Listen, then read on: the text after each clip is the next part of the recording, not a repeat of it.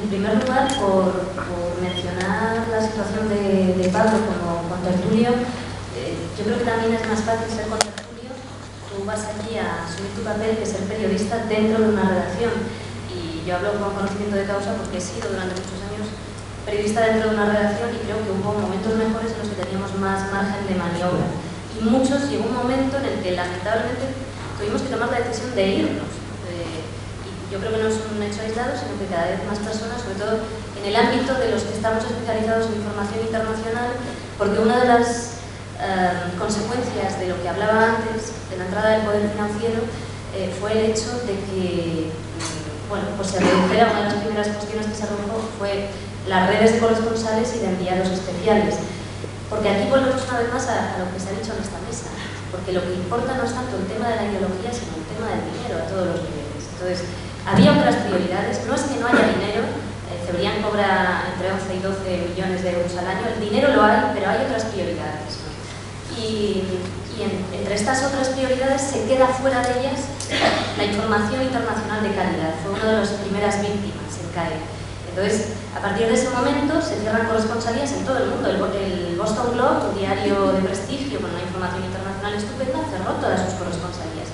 Y los enviados especiales nos vemos de repente condenados a estar entre cuatro paredes y a tener que informar de una determinada realidad desde tres cantos, a tener que informar de lo que ocurre al otro lado del mundo. Y aquí volvemos al tema, se habló antes del concepto orwelliano, volvamos a Orwell, porque claro, en el momento en el que tenemos que informar a través de las dos grandes agencias de noticias, que son las que suministran información internacional, que lo pueden hacer mejor o peor, pero que evidentemente deciden de qué se habla y cómo se habla de lo que se habla, con lo cual nos lleva a una uniformidad de la información y a la renuncia de la multiplicidad de miradas, pues tenemos que vemos la realidad de la información internacional a través de dos grandes ojos, que son esas dos grandes agencias de noticias, ¿no? Y que es una situación orwelliana y muy frustrante para quienes creemos en la información como un servicio público fundamental. Con lo cual hay muchos compañeros que están llevando una lucha interna en las redacciones, pero que cada vez más se encuentran con esos obstáculos. Tu pregunta es la pregunta del millón y evidentemente hay que ser mucho más estratégicos. Hace falta, no hay voluntad de unión, porque nos educan así ya en las facultades. Nos ha hablado aquí de la educación y lo importante que es no solo conseguir inversión para un medio de comunicación diferente o para una tele diferente, sino para una escuela de pensamiento y de periodismo diferente, porque nos educan en el individualismo. En las redacciones, cuando empezamos a hacer prácticas, nos dicen que afilemos el colmillo, consejos textuales de directivos con mucho prestigio en este país, afila el colmillo. El otro día vino una compañera a entrevistarme de una televisión y me contaba algunos de esos consejos que se les dan a las redacciones a diario y que se asumen lamentablemente. No venís a las redacciones a hacer amigos, venís a competir. Todo esto es una escuela de pensamiento que existe ya también en las propias facultades y que luego se pone en práctica en las redacciones, que explica muy bien por qué tenemos tan pocas herramientas y por qué no hay una voluntad de unión entre los periodistas, por qué hay muchas veces se establece esa competitividad. Entre los que integramos estos nuevos medios de comunicación, por contestarte a ti, Juan, yo creo que muchos querríamos ver esa unión. Pero bueno, también son medios de comunicación, cada uno con sus características y sus peculiaridades. Entre esos nuevos medios de comunicación que has mencionado y que son proyectos muy interesantes, pues hay algunos que funcionan como una cooperativa y sin embargo otros tienen una estructura más jerárquica. Sería complicado, pero me consta, porque estamos implicados, que a menudo se plantea esa posibilidad de al menos hacer proyectos puntuales propios. Dentro de esa educación que se nos da a los periodistas y de ese pensamiento dominante dentro del mundo del periodismo, existe el desprecio al trabajador y al de abajo, por contestarte a ti la pregunta. Porque los premios de prestigio de este país en el mundo del periodismo se da a los que tienen tortícolis de tanto mirar arriba y de mirar a los despachos. Eso es lo que se premia. Eso es lo que se premia. Y se desprecia a quienes intentamos dar visibilidad a lo que pasa en la calle. En los medios de comunicación convencionales estoy hablando. También se premia la equidistancia, se impone el concepto de equidistancia y de neutralidad en el periodismo. Y por poner un ejemplo, ¿qué es la equidistancia? Ese periodismo de declaraciones del que se abusa tanto y que lo vemos a diario, que sitúa al mismo nivel al opresor y al oprimido, que estaría dispuesto a situar al mismo nivel al violador y a la violada, que estaría dispuesto a decir cosas tan terribles como, por poner un ejemplo ya del pasado, de un pasado afortunadamente superado, como el rabino de Varsovia dice que los nazis están masacrando a los judíos. Goebbels lo niega y dice que es mentira.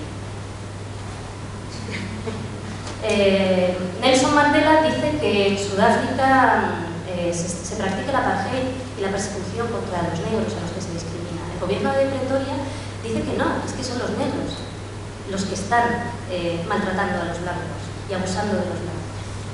El periodista no dice más, es decir, no relata la realidad. Y se premia esto. De hecho, se trata de estigmatizar lo que se concibe como la toma de partidos.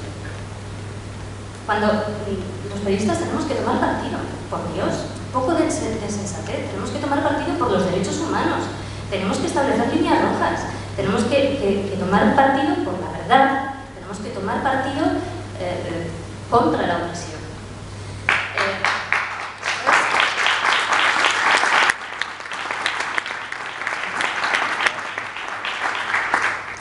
Por ir terminando, y ya me gustaría extenderme más en cada contestación, pero lo que planteaba Julio el 22M, bueno, yo creo que desde los medios nuevos intentamos hacer una buena cobertura y estuvimos allí.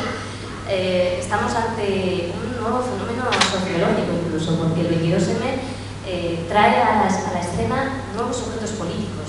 Yo me he encontrado con gente desempleada, excluida social, precaria, que se está convirtiendo en un sujeto político, porque esto que llaman una crisis, que en realidad es una estafa,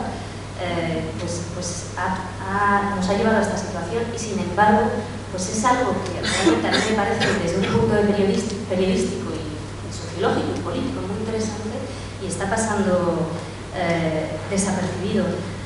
Y creo que, no sé si me dejo algo más.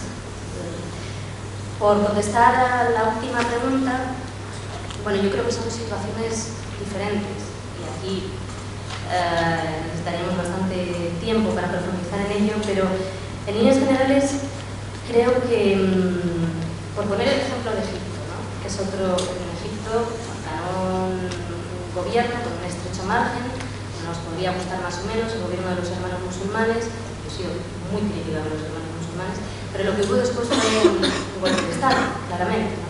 Y sin embargo, pues parte de los medios de comunicación del llamado Occidente se negaron a llamarlo golpe de Estado y de hecho pues, los gobiernos occidentales han condenado ese golpe de Estado por la boca pequeña y en muchos casos ni siquiera han querido llamarlo golpe de Estado o han dicho que era algo mucho más complejo que un golpe de Estado.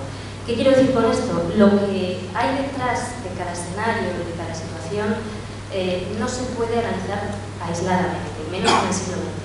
Hay actores también regionales, internacionales, que tienen sus intereses y que tratan de trabajar por lo que ellos llaman eufemísticamente estabilidad. Cuando nos dicen que se hacen cosas desde la política internacional en nombre de la democracia y por la democracia, no es verdad. Se hace en nombre de la estabilidad. ¿Y a qué llaman ellos estabilidad? ¿O a qué llama el Fondo Monetario Internacional estabilidad? A que sus negocios no sigan flotantes y no corran riesgos y que no haya amenaza para sus intereses. Y aquí, bueno, pues tendríamos que, en el caso concreto de Venezuela, que nos puede gustar más o menos el gobierno, pero no podemos analizar la situación de Venezuela sin tener en cuenta que Venezuela es un país con petróleo. Venezuela es un país que ha tratado de impulsar cierta independencia de los países de Latinoamérica y concluir a quién gusta y a quién no gusta eso. Y a partir de ahí, creo que esto, a la hora de informar, es necesario subrayarlo y a partir de ahí, por supuesto, informar ofreciendo, bueno, pues poniendo el foco en todas las cuestiones, ¿no?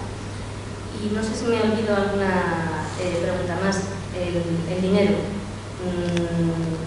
¿Se puede hacer información sin necesidad de mucho dinero? Bueno, yo creo que los nuevos medios de comunicación, algunos están mostrando que Internet es una salida. Evidentemente para hacer una gran tele no se puede, pero en Internet se rompe un poco el matrix, porque Internet no necesita de grandes rotativas y de una operativa de distribución que cuesta mucho dinero. Tampoco necesita de señales satélites que cuestan mucha pasta. Se puede hacer sin necesidad de grandes inversiones, como los compañeros de La Marea también han presentado un modelo que realmente puede ser rentable y que además es a nivel de cooperativa, ¿no? Se puede hacer una revista o un periódico como La Marea sin necesidad de gastar mucho dinero, pero evidentemente no va a llegar a las millones de espectadores que llega la televisión, que sigue teniendo muchísimo poder. Gracias.